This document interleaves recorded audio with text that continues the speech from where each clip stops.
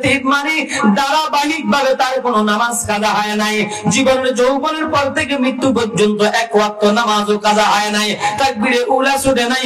যুবক তুমি মনে করছো হুজুর এটা তো অসম্ভব। না রে যুবক, না। দিল্লির সুলতান শামসুদ্দিন আলতামাস রহমতুল্লাহি আলাইহি আল্লাহওয়ালা বাদশা ছিলেন, বুজুর্গ বাদশা ছিলেন।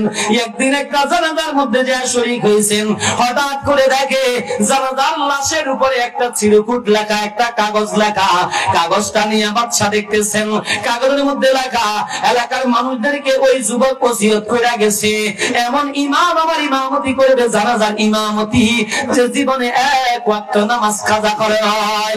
অনেক ইমাম সাহেব আছে নামাজ কাজা হয়ে যায়, আমরা বক্তাও আছে আমাদের মাঝে মধ্যে নামাজ কাজা হয়ে যায়। আল্লাহু আকবার। ওই ওসিয়ত কইরা গেছে নামাজ কাজা হনে ওয়ালার দিয়া ইমামতি করানো যাবে না। যার জীবনে এক ওয়াক্ত নামাজ কাজা হয় নাই ওরে দিয়া ইমামতি করা লাগবে। আল্লাহু আকবার। বাদশা সুলতান শামসুদ্দিন আলতামাস দাঁড়ায় জিজ্ঞাসা করতেছে, আপনাদের এখানে এমন কেউ আসেনি? কেউ কই না। বাচ্চা দ্বারা জনগণ আমি বাচ্চা আছি। আল্লাহরে কয় আল্লাহ আমার আমলটা আমি গোপন রাখছি, কাউরে জানাই নাই। আজকে তুমি এই যুবকের জানাজার মাধ্যমে বুঝি জানাইয়া দিলা, আমার আর তোমার প্রেমের খেলা বুঝি মানুষ যাই না গেল। এই বলে জানাজার নামাজটা পড়াইছেন। যুবক ভাই তুমি তো একদম সাধারণ মানুষ, আমি তো একজন সাধারণ মানুষ। দেশের একজন বাচ্চার কত ব্যস্ততা, পুরা দেশ পরিচালনা করা, পুরা দেশটা সে পরিচালনা করে, এর ভিতরেও 5 ওয়াক্ত নামাজ ঠিক মতো পড়া এটা অনেক বড় কারামত। জোরে কোন কথা লিখি না। ওলামায়ে কেরামের কাছে গেলে, আল্লাহর ওলিদের কাছে গেলে যারাই যায় ওদেরকেও নামাজ পড়ার মধ্যে লাগা দেয়। জোরে কোন কথা লিখি না। কয়েকদিন আগে দেখেছি আলহামদুলিল্লাহ সুম্মা আলহামদুলিল্লাহ আমাদের বিএনপির একজন বড় লিডার আল্লাহু আকবার মহাসচিব সাহেব, উনি চরমনাই পীর সাহেব হুজুরের কাছে গেছেন, সরাসরি কথা বলেছেন। অনেকগুলা বিষয়ে দুইটা দল ঐক্যবদ্ধ হয়েছে। ওই সময়ও দেখেছি নামাজের যখন সময় হয়ে গেছে, হুজুর বিএনপির যত নেতারা গেছে ওনাদেরকে একটা একটা টুপি দিয়েছেন, আমরা আগে নামাজ পড়ে লই তারপরে বাকি কথা সারবো। এজন্য যুবক ভাই নামাজ ছাড়া তুমি আল্লাহর নৈকট্য অর্জন করতে পারবে না। এজন্য নামাজ পড়তে রাজি আছি তো ইনশাআল্লাহ। আল্লাহ আমাদের সকলকে নামাজি বানিয়ে দেন। জোরে কোন আমিন। যত প্রশাসন, যত পুলিশ, যত রকমের কিছু আছে দুর্নীতি বন্ধ করার জন্য, সন্ত্রাসী চাঁদাবাজি বন্ধ করার জন্য কত কিছু দিয়েছে, অথচ বন্ধ তো হয় না। কিন্তু কোরআন ওয়ালা রব বলছেন নামাজ যদি প্রত্যেকে ধরে পেরো, আর নামাজ যদি নামাজের মতো হয়, তুমি নামাজ যদি লোক দেখানোর জন্য না পড়ো, নামাজ যদি আল্লাহকে দেখানোর জন্য পড়ো, তাহলে তুমি সত্যিকারের নামাজি। তুমি কখনো চুরি ডাকাতি সন্ত্রাসী করতে পারো? আল্লাহ আমাদেরকে আমল করার তৌফিক দান করেন। জোরে কোন আমিন। এই ছিল 2 নম্বর গুণ। এবার আসেন 3 নম্বর গুণ। রাসূল কারীম সাল্লাল্লাহু আলাইহি ওয়াসাল্লাম বলেন ওয়ারাজুলুন কলবুহু মুআল্লাকুন ফিল মাসাজিদি।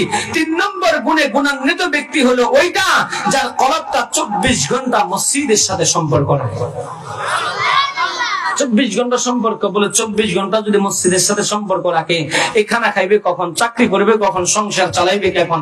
এই হাদিসের ব্যাখ্যায় মুহাদ্দিসিনগণ লেখেন আর 24 ঘন্টা বলতে সময় হলো ফজর নামাজটা তো সে জামাতে পড়েছে, এরপরে তার ব্যবসা প্রতিষ্ঠানে চলে গেছে, চাকরি বাকরি করতেছে, তার রাজনীতিতে সময় দিতেছে, তার অফিসে সে সময় দিতেছে। কিন্তু হঠাৎ করে বারবার 12টা যখন হয়ে গেছে, বারবার ঘড়ির দিকে তাকায় আজান দিবি কখন, আজান দিবি তখন।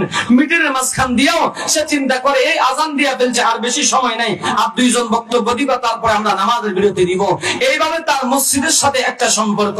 যোহরের নামাজ শেষ হয়ে গেছে, আসরের সময় তার পারিবারিক কাজ করতেছে, অথবা বাড়ির মধ্যে ঘুমায়া গেছে, হঠাৎ করে অ্যালার্ম দিয়া রাখছে, আজানের আগে দিয়া অ্যালার্ম বাজার আগেই সেই জায়গায় গেছে, তাড়াতাড়ি ঘড়ি দেখে আসরের সময় হয়েছে কিনা, হঠাৎ করে দেখবে 5 মিনিট আছে, তাড়াতাড়ি এটা অজুটা করে এক ভৌ দৌড় দিয়ে নামাজের মধ্যে গেছে।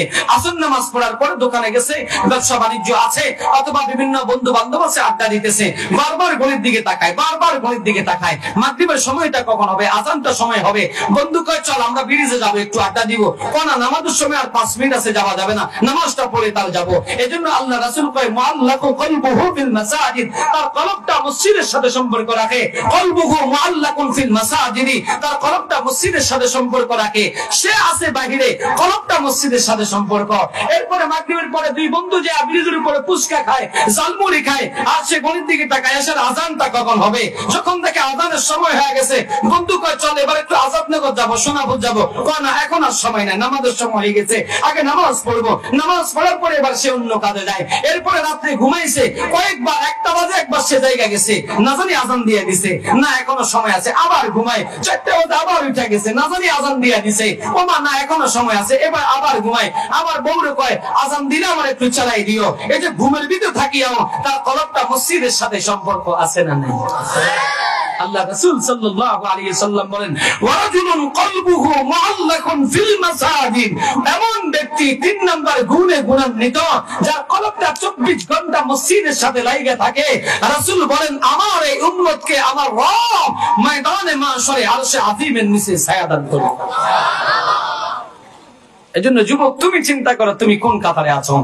তোমার কলবটা, তুমি ক্রিকেট খেলো, আমি মানা করবো না, খেলো, কিন্তু নামাজের সময় হয়েছে তুমি মসজিদে যায় নামাজটা পড়ে ফেলো। যেতে পারছো না তো ময়দানের মধ্যে, মাঠের মধ্যে যুবকরা একসাথে নামাজটা পড়ে পড়ো, তারপরে তুমি তোমার খেলা শুরু করো, কোনো সমস্যা নাই। কি বলেন, পারবে না যুবক ভাই? ইনশাআল্লাহ তোমার খেলাধুলাও চলবে, নামাজও চলবে। হারাম কাজ করবো না, হারাম থেকে বিরত রাখবো। বৈধ খেলাধুলো যেগুলো আছে, যেগুলো ইসলাম সমর্থন করে, বাজি যেগুলোর মধ্যে নাই, টাকা দিয়া যেগুলো খেলা চলে না, ওগুলো আমরা খেলতে পারবো, জায়েজ আছে, তবে নামাজটা মিস দিব না ইনশাআল্লাহ। 4 নম্বর গুণ আল্লাহ রাসূল বলেন ওয়ারাজুলান তাহাব্বা ফিল্লাহি ইজতিমা আলাইহি ওয়া তাফাররাকা আলাইহি। রাসূল বলেন 4 নম্বর গুণে গুণান্বিত এমন দুইজন বন্ধু যারা বন্ধুত্ব করে আল্লাহর জন্য, শত্রুতাও করে আল্লাহর জন্য। সুবহানাল্লাহ বলেন। হুজুর বন্ধুত্ব আল্লাহর জন্য, এটা তো বুঝলাম, শত্রুতা আল্লাহর জন্য কেমনে হয়? আমি হাদিসের একটা ঘটনা দিয়ে আপনাদেরকে বুঝাই। হযরত আব্দুল্লাহ ইবনে আব্বাস রাদিয়াল্লাহু তাআলা আনহু রাইসুল মুহাদ্দিসিন, আব্দুল্লাহ ইবনে আব্বাস রাদিয়াল্লাহু তাআলা আনহু মদিনার মসজিদে নববীর সাথে তার ঘর ছিল। হঠাৎ করে ওমর ফারুক তখন দেশের দ্বিতীয় খলিফা, দেশের বাদশা, দেশের শাসনকর্তা, আমিরুল মুমিনিন ঘরের ছাদের উপরে উঠছে। মানুষ উঠে না ছাদের উপরে, উঠে একটু তাকায় দেখে এদিক অবস্থা ওইদিক অবস্থা, কি অবস্থা তাকায়। আমিরুল মুমিনিন ছাদের উপরে উঠছেন, হঠাৎ করে তাকায় দেখে আব্দুল্লাহ ইবনে আব্বাসের পানি নিষ্কাশনের পানির পাইপ মসজিদে নববীর দিকে সেটিং করা। তাহলে বেগুনে জ্বলে উঠলেন, কারো ব্যক্তিকানা মালিকানাধীন ঘরের পানি নিষ্কাশনের পাইপ থাকবে মসজিদে নববীর দিকে, এটা মেনে নেওয়া যায় না। দৌড়াইয়া চলে গেলেন, মানুষদেরকে নিয়ে তাড়াতাড়ি নিজ হাতে ওই পাইপটা ভেঙে ফেললেন। আগে যায় আওয়াজ দিলেন আব্দুল্লাহ ইবনে আব্বাস ঘরে আছো? একবার, দুবার, 3বার আওয়াজ দিলেন, ঘর থেকে কোনো আওয়াজ আসে না। ঘরে আব্দুল্লাহ ইবনে আব্বাস নাই, ওনার স্ত্রী ছিল। স্ত্রী, মহিলাদের আওয়াজও সতর, মহিলাদের আওয়াজ এই যে এগুলা গায়িকা যেমন সতর, ওদের আওয়াজটাও সতর। আওয়াজ যেন পুরুষে না শুনে। মাশাআল্লাহ, আলহামদুলিল্লাহ। আমাদের দেশের মহিলারা জামাই যদি ফোন দেয়, ও কি কইবা, তাড়াতাড়ি করো, সুনার উপরে ভাত, ডিম ভাজি ফুলি যায়, তাড়াতাড়ি করো। আর যদি দুলাভাই ফোন দেয়, ওটা হলো স্বামী ফোন দিলে অবস্থা। দুলাভাই ফোন দিলে, তালতো ভাই ফোন দিলে, স্বাস্থ্য ভাই ফোন দিলে, কেমন আছো, বহুদিন পরে ফোন দিয়েছে, কথা ঠিক কিনা? অথচ সুন্দর কথা বলতে করছি কার সাথে, বলে কার সাথে? একজন মহিলা ওর এলাকায় সবাই ভালো জানে, তার আত্মীয়স্বজন সবাই ভালো জানে, শুধু স্বামীর কাছে খারাপ। আসল কথা কি, ওই স্বামীর লগে কথা কয় উল্টা সিলটা, স্বামীর লগে কথা কইতে গেলে উচ্চ আওয়াজে চিল্লাই ভাল্লাই কথা কয়, আর ব্যাকের লগে মিষ্টি ভাষায় কথা কয়। অথচ দরকার ছিল শুধু স্বামীর সাথে মিষ্টি ভাষায় কথা বলা। জোরে কোন কথা ঠিক কিনা? আল্লাহ হেফাজত করেন, বলেন আমিন।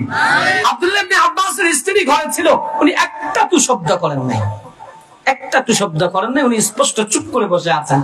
আমিরুল মুমিনিন ফাইটটা ভেঙে দিয়ে চলে গেলেন। আব্দুল্লাহ ইবনে আব্বাস বাড়িতে আসছে। বউ কামটা একটা গইরা গেছে, কিতা হয়েছে, খলিফা আসছে, আমিরুল মুমিনিন আসছেন, প্রধানমন্ত্রী আসছেন, কিতা হয়েছে, পয়সা ওই যে 5টা ভাঙ্গা দিছে। তাই হ্যাঁ, ঠিক আছে, সমস্যা নেই, আমি যাইতে আছি। আব্দুল্লাহ ইবনে আব্বাস আমিরুল মুমিনিন খলিফাতুল মুসলিমিন ওমরের কাছে গেছেন, যে কয় নেতা আপনি বলে আমার 5টা ভেঙে ফেলছেন। মানবো না, তোমার ঘরের পাইপ মসজিদের দিকে হবে, এটা কি বাপদাদার সম্পত্তি পাইছো? সব জায়গায় তোমার আব্বার তোমার আম্মার সব জায়গায় আপনার ছবি লাগাইতে হবে, এটা পাইছো না, এটা পাওয়া যাবে না। এই কথা কইয়া যখন ধমক দিছে, হযরত আব্দুল্লাহ ইবনে আব্বাস রাদিয়াল্লাহু তাআলা আনহু বলতেছেন, আমিরুল মুমিনিন আপনি তো গরম হইতেছেন, আমি একটু বলি শুনেন না, এই 5টা কে লাগাইছে জানেননি? ও কে লাগাইছে? এটা আল্লাহ রাসূল সাল্লাল্লাহু আলাইহি ওয়াসাল্লাম নিজ হাতে লাগাই দিয়েছে। এই না ওমর ফারুক গরম ছিলেন, হঠাৎ করে থাইমা দিয়েছে। কি কইলা আবার কও কয়টা নবীজি লাগাই দিয়েছে। আমিরুল মুমিনিন খলিফাতুল মুসলিমিন হযরত আমিরুল মুমিনিন খলিফাতুল মুসলিমিন ওমর ফারুক রাদিয়াল্লাহু তাআলা আনহু কয়, আব্দুল্লাহ ইবনে আব্বাস যেই ফাইভ আল্লাহর রাসূল লাগাইছে রে, ওই ফাইভ আমি খাত্তাবের ফোলা ওমরের ভাঙ্গার কোনো অধিকার নাই। যাও চলো আমি নিজ হাতে পাইপটা লাগায় দিব। আব্দুল্লাহ ইবনে আব্বাস কয়, আমিরুল মুমিনিন আপনি যাওয়া লাগবে না, শুধু অনুমতি দিলে আমি লাগায় নিব। আল হুব্বু লিল্লাহ ওয়াল বুগযু লিল্লাহ, মুহাব্বত আল্লাহর জন্য, শত্রুতা আল্লাহর জন্য। এই কথা বোঝানোর জন্য আমি একটা দৃষ্টান্ত দিলাম। প্রথম পাইপটা ভেঙে ফেলছে, তাও আব্দুল্লাহ ইবনে আব্বাসের সাথে শত্রুতা থাকার কারণে নয়, বরং মসজিদে নববীর সাথে আল্লাহর সাথে সম্পর্ক থাকার কারণে। জোরে কোন কথা ঠিক কিনা? দ্বিতীয়বার আবার যে পাইপটা লাগানো দিয়েছেন তাও আল্লাহর জন্য। প্রথমবার শত্রুতা করে ভাঙলেন, তাও আল্লাহর জন্য। দ্বিতীয়বার আবার বন্ধুত্ব করে লাগাই দিলেন, এটাও আল্লাহর জন্য, আল্লাহ রাসূলের মহব্বতে। এজন্য যুবক, আল্লাহ রাসূল বলেন যেই দুই বন্ধু মহব্বত রাখে, ভালোবাসে, শত্রুতা করে, বন্ধুত্ব করে আল্লাহর জন্য, দুইজন বন্ধু হইছে, সে নামাজি, তার সাথে বন্ধুত্ব থাকলে আমিও নামাজি হবো, তার সাথে আমি বন্ধুত্ব রাখবো। আবার কয় এই দলের লোকগুলা নামাজ পড়ে, এই দলের সাথে সম্পর্ক রাখলে আমিও নামাজ পড়বো। এজন্য ওই দলের সাথে যে আসে ফরম বিলাপ করে, ওই দলের লোকের সাথে গেলে সন্ত্রাসী চাঁদাবাজি করা লাগবে, এই জন্য আমি ওখানে যাব না, সে ওই দিকে যায় না। এটাই বলে আল হুব্বু লিল্লাহ ওয়াল বুগযু লিল্লাহ, মুহাব্বত আল্লাহর জন্য, ভালোবাসা আল্লাহর জন্য। আল্লাহ এই গুণে গুণান্বিত আমাদের যুবকদেরকে হওয়ার তৌফিক দান করেন। জোরে কোন আমিন। আমার সময় শেষ, আমি শেষ করতেছি খুব অল্প সময়ে। এরপরে 5 নম্বর গুণ হলো রাসূল কারীম সাল্লাল্লাহু আলাইহি ওয়াসাল্লাম বলেন, ওয়ারাজুলুন দাআত ইমরাতুন ইযা যাতা মানসিবিন ওয়া জামালিন ফাকালা ইন্নী আখাফুল্লাহ। এমন একজন রমণী যুবকরে ডাকছে, যুবক আয়, চেহারা বড় সুন্দর, বংশীয় মেয়ে, চেয়ারম্যানের মেয়ে, মেম্বারের মেয়ে, এর কাছে সবাই গনাইতে পারে না, কিন্তু এই মেম্বার চেয়ারম্যানের মেয়ে এলাকার ধরে মেয়েটা প্রস্তাব দিছে, আয় আমার সাথে রাত্রি যাপন করো। যুবক সাথে সাথে জবাব দিয়া দিছে, ইন্নী আখাফুল্লাহ, আমি আল্লাহরে ভয় করি, না না না না, তোর কাছে আমি যাইতে পারবো না।